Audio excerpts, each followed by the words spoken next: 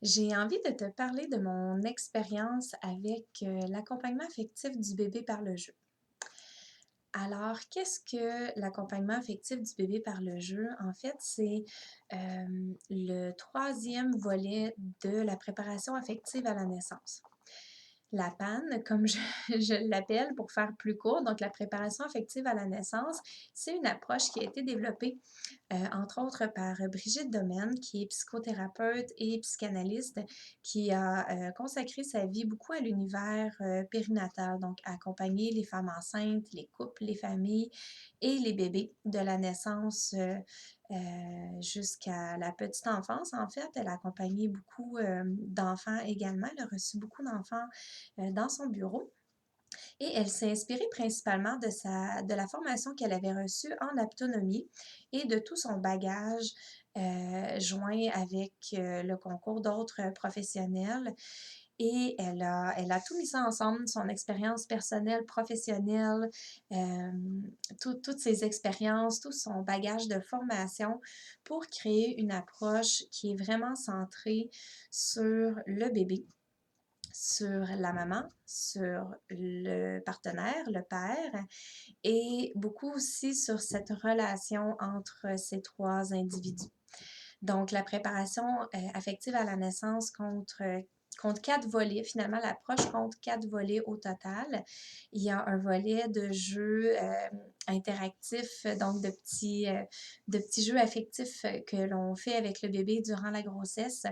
Il y a un volet préparation à l'accouchement et qui inclut énormément le père et où on s'adresse également directement au bébé. Et il y a le volet de l'accompagnement affectif du bébé par le jeu. Le quatrième volet est le revécu émotionnel de la naissance. Donc, les trois autres volets de la panne vont être abordés à travers d'autres petites vidéos. Et je t'invite également pour l'instant à parcourir la chaîne YouTube Opaléo Naissance pour avoir accès à de merveilleuses vidéos qu'a tourné entre autres Brigitte pour faire connaître toutes ces approches. Et il y a également le témoignage de mes collègues qui ont été formés par Brigitte. On fait partie de sa dernière cohorte de formation, en fait, avant qu'elle ne prenne sa retraite. Brigitte voyageait pendant tout un temps de la Belgique et ensuite de l'Équateur où elle habite présentement. Donc, elle faisait ses voyages jusqu'au Québec pour venir nous former. Alors, je t'invite à parcourir cette chaîne pour avoir accès à du contenu vraiment pertinent pour te permettre de découvrir un peu plus cette approche et les quatre volets. Alors moi, ce que je voulais faire, c'est pas de répéter en fait les paroles de Brigitte à travers ces vidéos-là, c'est plutôt de te parler de mon expérience personnelle à travers l'accompagnement affectif du bébé par le jeu. Parce que ben, j'ai eu le bonheur, j'ai eu la chance de faire ces 2 années de formation en étant accompagnée de mon fiston pendant tout un pan de la formation. J'amenais mon petit Nolan avec moi à Montréal et je pouvais suivre la formation dans un environnement ultra bienveillant, entouré de plein de praticiennes en devenir en panne et avec Brigitte et également les formatrices qu'elle était en train de former pour reprendre le flambeau et poursuivre l'enseignement au Québec. Alors, je te dis pas que ça a été toujours facile de faire la route et d'être hébergée pendant ces journées de formation à Montréal, mais quand j'y repense surtout après coup, c'était vraiment un pur délice de bénéficier de ces enseignements-là et de pouvoir les appliquer directement dans notre quotidien avec mon petit bonhomme et que mon conjoint puisse participer également.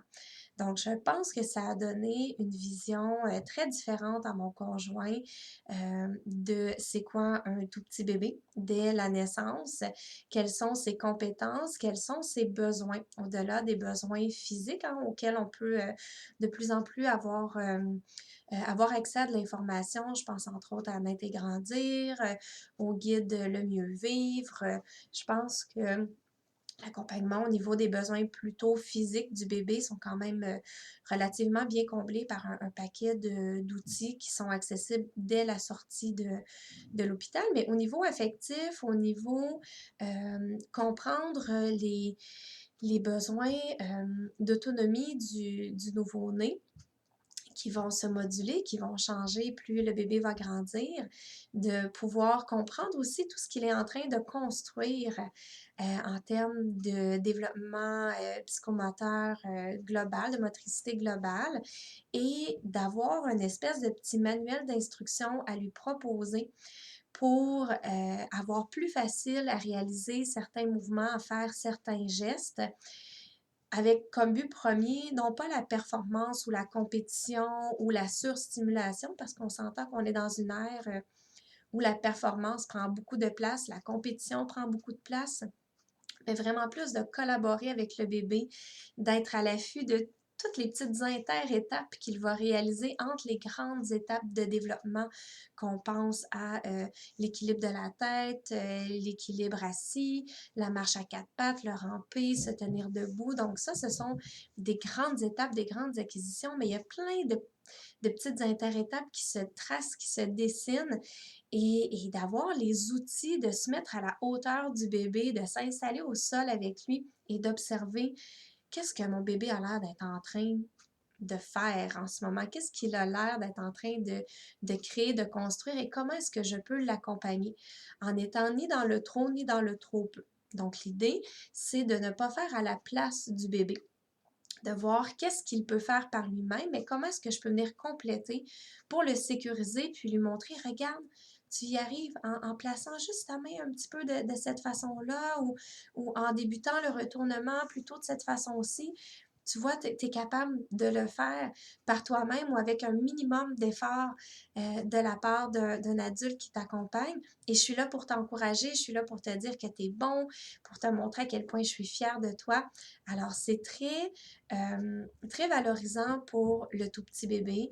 On peut faire des choses vraiment à la hauteur d'un nouveau-né, même si on pense qu'il est totalement impuissant, incapable de faire quoi que ce soit, bien, on se rend compte que c'est pas le cas. Quand on lui donne les outils, les points d'appui dont il a besoin, eh bien, il peut faire. Pendant de très courtes périodes, il va s'épuiser, se fatiguer très rapidement.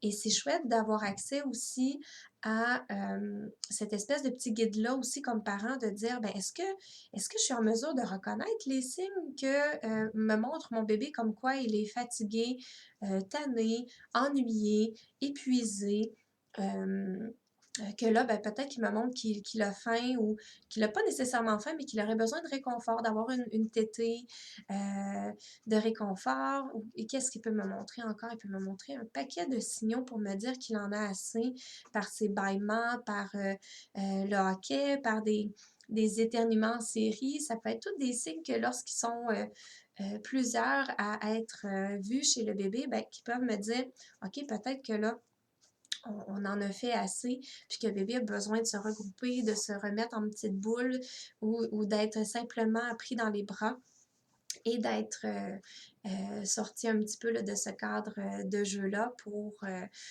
combler un autre besoin qu'il est en train de manifester. Et je trouve ça important d'insister sur le fait qu'on est vraiment dans le jeu.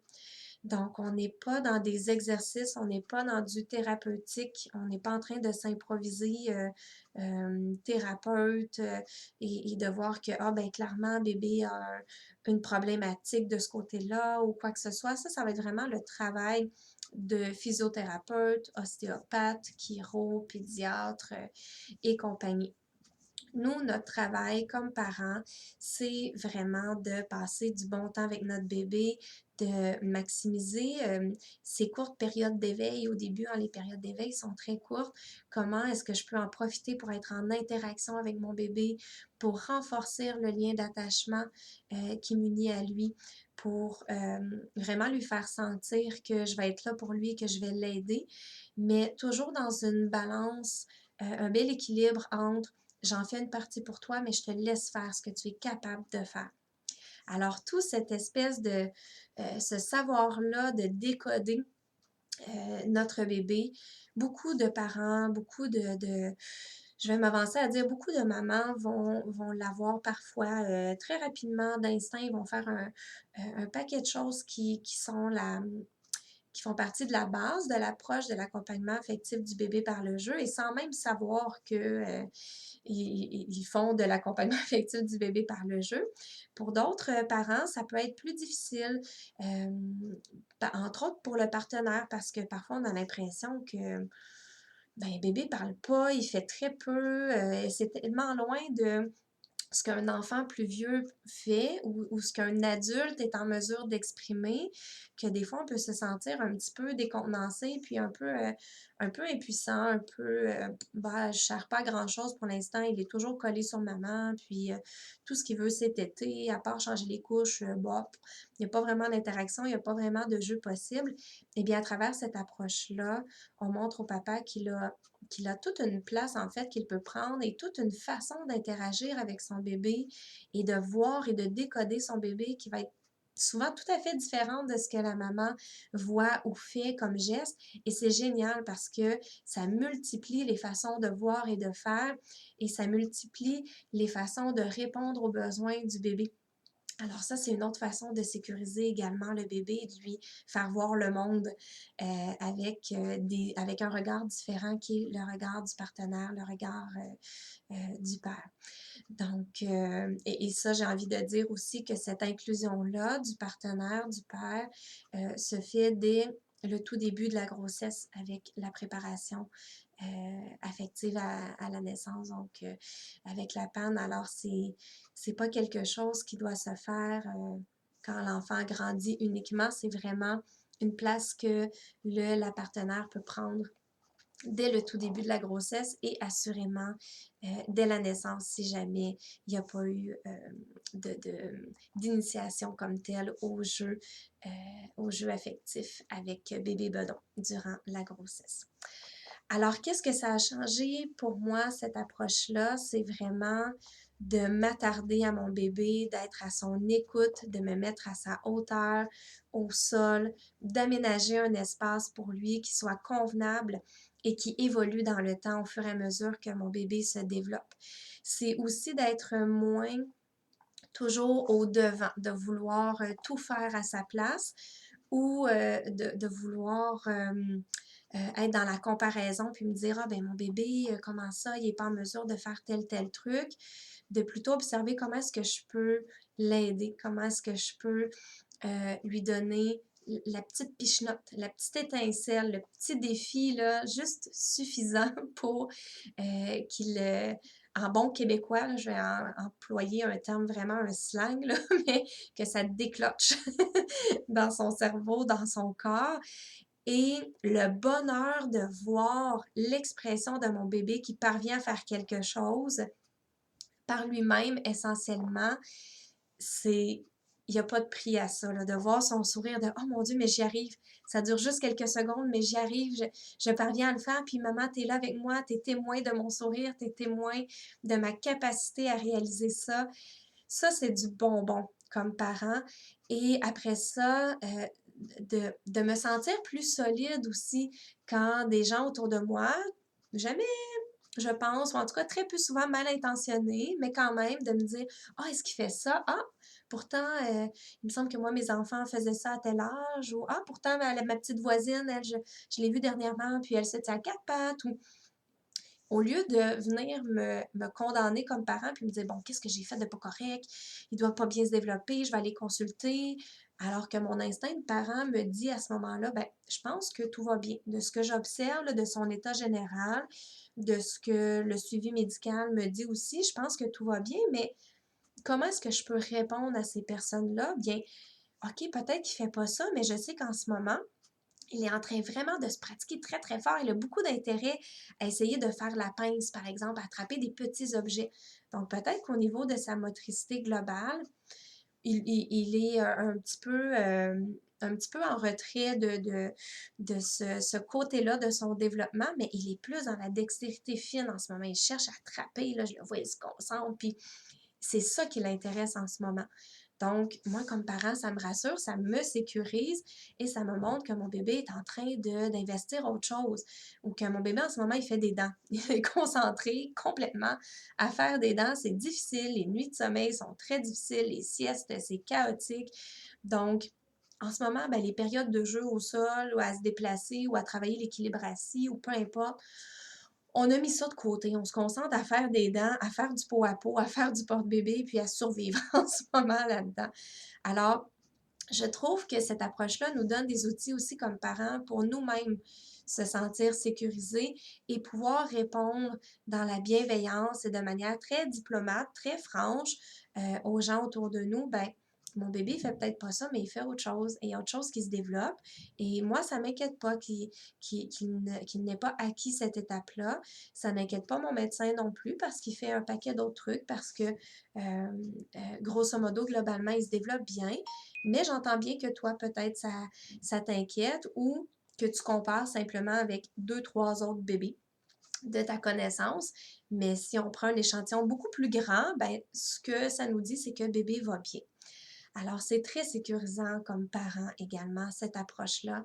Ça nous amène vraiment à être, à s'émerveiller, à s'enthousiasmer devant tout ce que construit notre bébé. Je ne sais pas si vous avez déjà eu cette impression-là de vous coucher le soir avec un bébé et de vous réveiller le lendemain, de le voir et d'avoir l'impression que c'est pas le même bébé, qu'il a tellement évolué en 24 heures. On observe vraiment ça dans les premiers moments de vie de notre tout petit. Après ça, on dirait que c'est un petit peu moins peut-être flagrant, mais quand même, prenez le temps, observez votre enfant, même s'il est rendu à 3, 4, 5 ans, et observez tout le chemin qu'il a fait, peut-être au cours des 3 dernières semaines, pour une sphère de son développement. Et quand on parle développement, et là, je m'inspire un peu d'un livre que je suis en train de lire actuellement, d'une lecture que je fais, il y a différents volets au développement, il y a différents volets à l'intelligence. Il y a l'intelligence émotionnelle de notre tout petit, son intelligence relationnelle, interaction sociale. Ça aussi, ça fait partie de son développement. Peut-être que votre bébé, votre tout petit en ce moment, c'est ça qu'il est en train d'explorer principalement. Donc, c'est beaucoup de choses, le développement de l'enfant. Et il y a vraiment plusieurs façons de l'accompagner. Il y a plusieurs facettes à explorer et l'accompagnement affectif du bébé par le jeu, c'en est une. C'est une façon d'accompagner le bébé, plus spécifiquement à travers le toucher, un toucher affectif et à travers tout plein de gestes du quotidien. Oui, il y a des jeux spécifiques qu'on va faire à travers toute la sphère de la motricité, du développement moteur global de l'enfant, mais juste de la façon dont on habille ou on déshabille notre enfant, la manière dont on change la couche, la manière dont on s'adresse à lui quand on veut le laisser dans les bras de son papa ou d'une autre personne. Comment est-ce qu'on va faire ce geste-là? La manière dont on porte bébé dans les bras, la manière dont on peut le bercer pour l'aider à s'apaiser quand les fils se touchent, puis que là, on a tout essayé, il n'y a rien qui fonctionne pour apaiser bébé. Donc, tout ça, ça fait aussi partie de cette approche-là vraiment extraordinaire. Moi, ça m'a vraiment rassurée comme nouvelle maman. J'ai beau avoir des années de formation et d'expérience avec les bébés des autres, je suis devenue maman pour la première fois en 2017 de ce bébé-là, de Nolan Baudet. Et j'ai trouvé ça vraiment très rassurant et très plaisant à faire avec mon conjoint aussi. Et de voir à quel point aujourd'hui, mon chum Mike, c'est un papa vraiment à l'affût, qui est capable de décoder son enfant, qui était capable de le faire avant même qu'il parle. On est allé chercher d'autres outils aussi à travers tout ça. Il n'y a pas que cette approche-là. Mais pour moi, ça a été vraiment le cœur et ça a été vraiment l'approche qui incluait le plus le partenaire. Et je dirais même, on a embarqué notre éducatrice là-dedans. On lui a partagé quelques trucs que l'on faisait avec Nolan. Puis si le cœur lui en disait, ben, elle pouvait reprendre ça aussi avec Nolan pour le sécuriser, pour faciliter son insertion au service de garde qui, par ailleurs, s'est déroulé vraiment, vraiment très, très, très, très bien. C'est des outils qu'on a partagés aussi. Comme ça, on a semé des petites graines auprès de nos parents, de nos amis, des mononcles, des matantes. Alors, ça a fait son petit bout de chemin et je poursuis un peu cette transmission-là maintenant avec les parents que j'accompagne. Donc, c'est possible d'avoir accès via des groupes. Il y a des groupes qui s'articulent autour de cette approche-là que j'ai nommé Jeux affectifs et développement psychomoteur. parce que toute l'approche de l'accompagnement affectif du bébé par le jeu, telle que reçue par Brigitte Domaine, s'y retrouve, mais j'ai inclus aussi d'autres petits trucs, d'autres petites notions que j'ai acquis au fil des années, entre autres des petits mouvements doux que j'emprunte au massage bébé, une petite notion aussi par rapport au portage que je vais emprunter à ma formation, à mon bagage de monitrice de portage. Donc, plein de petites choses que je suis allée gratter à gauche, à droite, par rapport au yoga également, même à l'utilisation du ballon, du gros ballon, à des formations que j'ai fait aussi avec une naturopathe extraordinaire qui est décédée aujourd'hui, qui s'appelle Yolande Buise. Donc, c'est pour ça que le cours en groupe s'appelle Jeux affectifs et développement psychomoteur et il comporte aussi des belles périodes d'échange, de discussion entre les mamans, les papas, entre les parents qui sont présents. Donc ça, c'est une façon d'accéder. L'autre façon, c'est via des entretiens individuels en accompagnement affectif du bébé par le jeu. On se rencontre à peu près aux 3 semaines, 4 semaines, ça varie d'un parent à l'autre. Je vous reçois à mon bureau et on s'installe au sol et on observe bébé. On voit qu'est-ce qu'il est en train de construire, on jase de vos préoccupations, si jamais vous avez eu des rendez-vous avec des professionnels, qu'est-ce qu'eux ont observé, qu'est-ce qui est en cours en termes d'approche plus thérapeutique et comment nous, eh bien, on peut accompagner ces démarches-là dans une vision affective et sécurisante du bébé. Alors, je t'invite à explorer, si le cœur t'en dit, ces deux approches-là, à te rendre sur notre site web www.concevoir.ca. Tu vas avoir accès autant au formulaire d'inscription pour les cours en groupe qu'à t'inscrire pour des rencontres individuelles. Voilà, donc j'espère que ça t'a donné un peu plus d'infos. J'espère que ça te parle. J'espère avoir réussi vraiment du fond de mon cœur, de mes tripes, à te partager à quel point c'est quelque chose de génial et quelque chose qui nous reste pour toute notre vie de parents, même si l'approche s'adresse au bébé de la naissance jusqu'à la marche.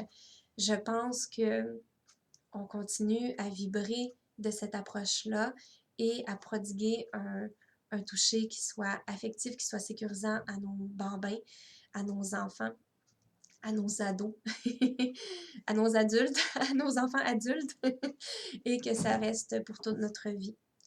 Alors voilà, j'espère encore une fois que ça t'a permis de comprendre un peu mieux cette approche. Je t'embrasse, je te souhaite une très belle suite de journée et je te dis à bientôt. Bye!